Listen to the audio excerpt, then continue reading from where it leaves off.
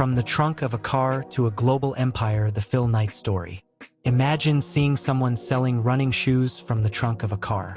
You'd probably think, this guy must be having a garage sale. You probably wouldn't guess you were looking at the future founder of one of the biggest sports brands on earth. But that's exactly how Phil Knight's journey began. In the early 1960s, Phil Knight wasn't a billionaire. He wasn't even a successful businessman. He was simply a young man with a big dream. After studying business, he believed high-quality running shoes from Japan could compete with the expensive brands dominating the market.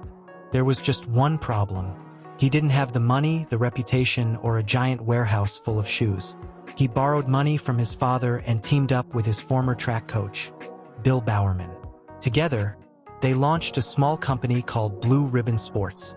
To pay the bills, Phil worked as an accountant during the day. Then, on weekends, he loaded boxes of shoes into the trunk of his car and drove from one track meet to another, hoping runners would stop long enough to hear his sales pitch. Picture it. Athletes are warming up for a race, and here's Phil saying, "Before you break a record, how about buying some shoes?" It wasn't glamorous, but it worked. The road wasn't smooth. The business constantly struggled with cash flow. Shipments were delayed.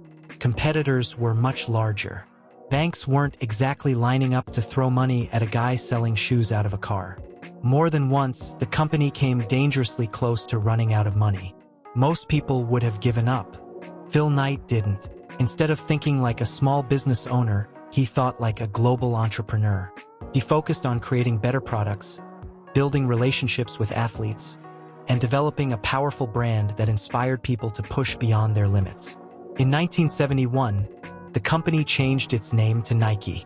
The famous swoosh logo was designed for just a small fee, and the slogan "Just Do It" would later become one of the most recognizable marketing campaigns in history.